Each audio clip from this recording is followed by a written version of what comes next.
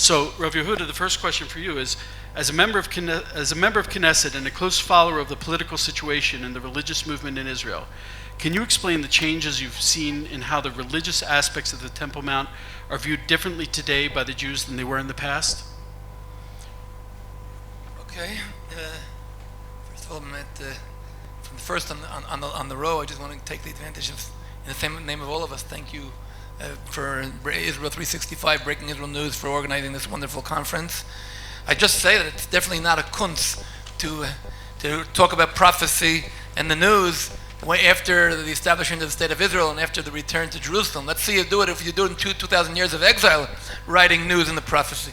Today, if you don't see prophecy, you better buy yourself a new pair of glasses, because the second point I wanted to point out, we're not celebrating 50 years of the Six-Day War, because we don't celebrate remembering wars. We're celebrating 50 years of the victory of the Six-Day War. And that is something very important, because it happens to have been the greatest victory of the Jewish people ever since the establishment of the people of Israel. But I don't want to steal too much time. I will point out that in our history as a nation, we see that when you see major revolutions taking place, they don't come from on top.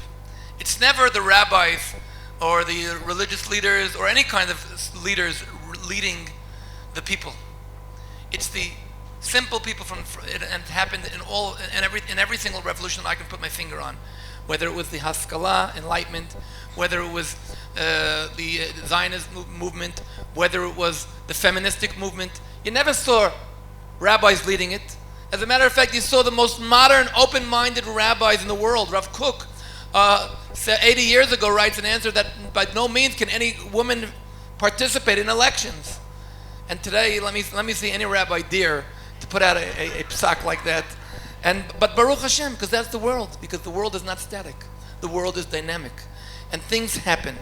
And the same as was mentioned with the Zionist movement and the feministic movement and the Hasidic movement. By the way, if you read what rabbis wrote about Hasidic rabbi leaders, there's some very nasty remarks. But today, nobody would write anything like that, because that's the way things work. God has the world changing by a process, not in one day. Ever since 6,000 years ago, there's never been a Big Bang, right? What I want to say is that the majors, and so what we see here, the great Big Bang we had was 50 years ago, when out of the blue, with no preparation at all, with nobody expecting it, where Israel was confronting one of the most major dangers of very, very much of its existence. Our Secretary of State, Abba Eban, was running around the world begging, let us please survive. During the war, we were begging, let's stop it, let's stop it here. But God had other plans. And when we returned back to Jerusalem, and then we began building, just like there's what's called in Hebrew, Atchalta de Geula, I don't know how to say it in English, but just like there's an Atchalta de Geula on the physical level, on the level of establishing the state, as we call on Joseph's Messiah, meaning the Messiah from the tribe of Joseph. There's also an Atchalta de Geula when you're talking about King David's Messiah, the Davidian Messiah. And that we're talking about a much spiritual level.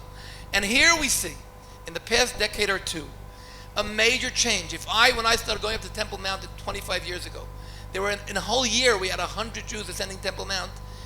Now we have 100 daily. Just last week on Jerusalem Day we had 1,000, which was the highest record, and the numbers are growing. Now I can of course point out a few things that caused it, but those are coincidences, because if it wouldn't have been Mark Zuckerberg, it would have been somebody else, because the fact that we have social media, the fact that we have people connecting, the fact that we could have put a finger on the major crisis of Gush Katif. Many things caused it, but it's happening, and it's happening from on the bottom. And as I said, when I began 25 years ago, we were supported by 3 rabbis. Today we have more than 300 rabbis, and today it's in the mainstream. And today I'm in the Knesset, and here's I'm going to conclude. When I call my office, not Office of Member Knesset Yehudah Glick, Jerusalem of Peace, I call my office Jerusalem of Peace and my website JerusalemofPeace.com, and I say, guys, we're actually doing what Isaiah told us to do. We're like, a little off schedule, 2,000 years late. But when you look at it and we see and you say, Ezekiel, the bones aren't dry anymore. Jeremiah, Jerusalem is not isolated anymore. Zechariah, not only children are playing in the streets, hundreds and thousands of children are playing in the streets. And you say, Ezekiel, your final verses of the third temple, of the temple which will be a house of prayer for all nations, which none of us can actually predict how it will be. They're happening in front of our eyes. So if you want to join us, follow what we're doing, either what I'm doing or what other people that here are doing, the Temple Mount organizations, Temple Mount Heritage Foundation. There's so many different organizations that everyone is students for the Temple Mount, women for the Temple Mount. It's all coming with people are doing it from what they're doing. Follow in, tune in, keep tuned to what we're doing, what's happening. Either going to my website at JerusalemPeace.com or follow Israel 365, Breaking Israel News, and you'll know everything what's happening all the time.